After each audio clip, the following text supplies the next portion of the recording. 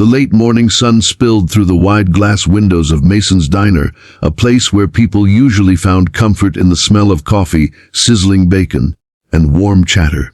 But that day silence turned sharp, pierced by something cruel. A young girl with a noticeable limp, her leg supported by a metal brace, was shoved against the counter by two boys who thought laughter was stronger than kindness. She had been reaching for her wallet to pay for a modest plate of pancakes when one of them, sneering, slapped her across the face so hard that the sound cracked through the diner louder than the bell above the door. Plates rattled, forks froze mid-air, and hearts sank, though no one moved fast enough to stop it.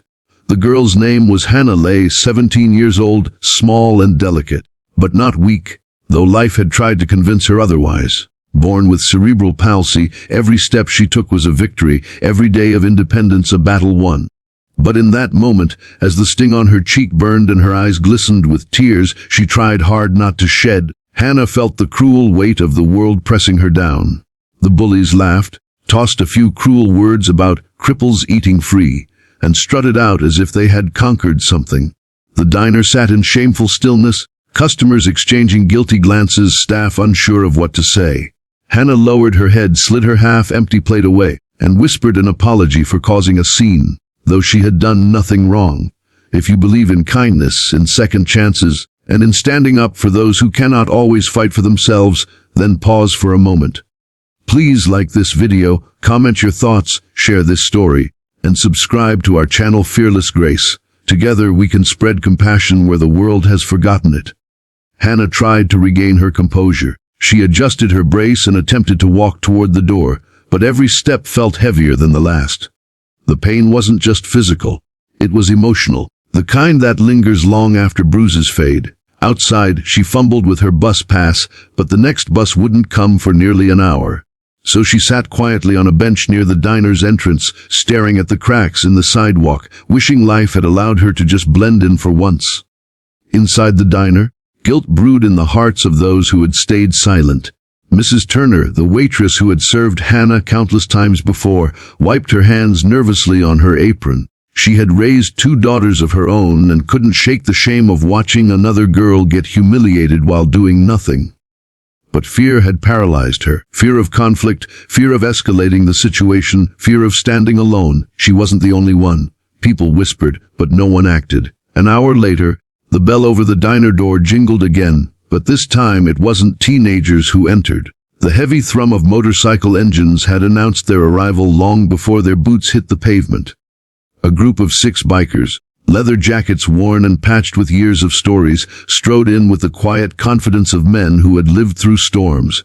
Their leader, Jace Rowan, a broad-shouldered man in his 40s with a streak of gray in his beard and eyes that had seen both trouble and redemption, scanned the room.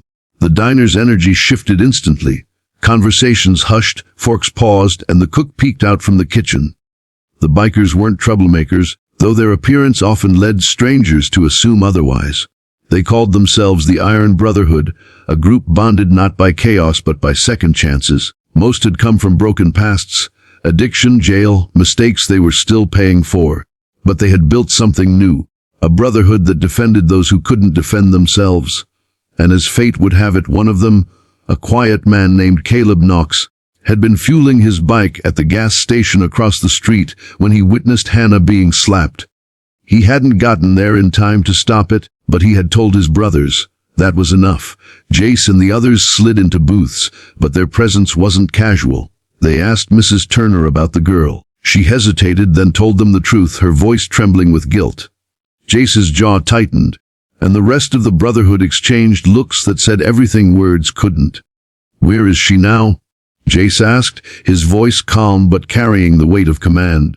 Mrs. Turner nodded toward the window, where Hannah sat on the bench outside, her chin lowered, her brace glinting faintly in the sunlight. The sight tugged at something deep inside the hardened men. Without a word, Jace rose and pushed open the diner door. His boots echoed across the sidewalk as he approached her. Hannah looked up, startled. A man like him, towering, rough-edged, tattooed, would normally have terrified her. But there was something in his eyes, a gentleness that contradicted his appearance. He crouched down so he was at her level and spoke softly. "Hey, sweetheart. I heard what happened. That wasn't right, you didn't deserve that. The tears Hannah had been holding back finally slipped free. She shook her head, embarrassed, whispering that she just wanted to go home. Jace nodded, respecting her wishes, but he couldn't let her leave thinking the world was only made of cruelty. He stood and called to his brothers. Within minutes, Hannah was surrounded not by bullies, but by protectors. They offered to drive her home, but more than that, they offered her dignity back. The bikers walked her inside the diner again, this time with her head a little higher. Customers who had once averted their gaze now watched with watery eyes. Jace asked the cook to bring her the biggest meal on the menu, on their tab, and when the plate arrived steaming and generous, Caleb set it before her with a smile and said, "Eat up, princess. You've got an army behind you now." Word traveled fast in the small town. By evening, the story wasn't about two bullies humiliating a disabled girl.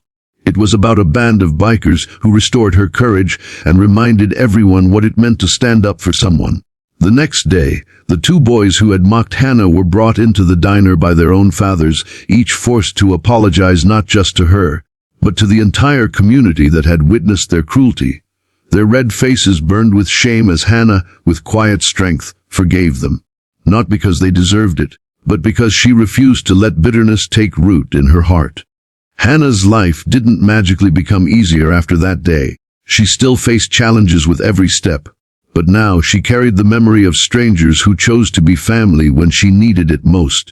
She carried the lesson that kindness can walk in wearing leather and boots and still be the gentlest thing in the room. And she carried the unshakable truth that even when the world looks away, there are always those willing to stand up. If this story touched your heart, please show your support by liking this video, sharing it with friends, and subscribing to Fearless Grace. Every interaction helps us spread stories that remind people of the power of compassion and the beauty of standing together. And before you go, here's a special request. Leave a comment below telling us about a moment when someone's kindness changed your day. Your story might inspire someone else who needs it. Because sometimes, all it takes to change the world is a hand extended, a meal shared, or a biker walking into a diner at the right time.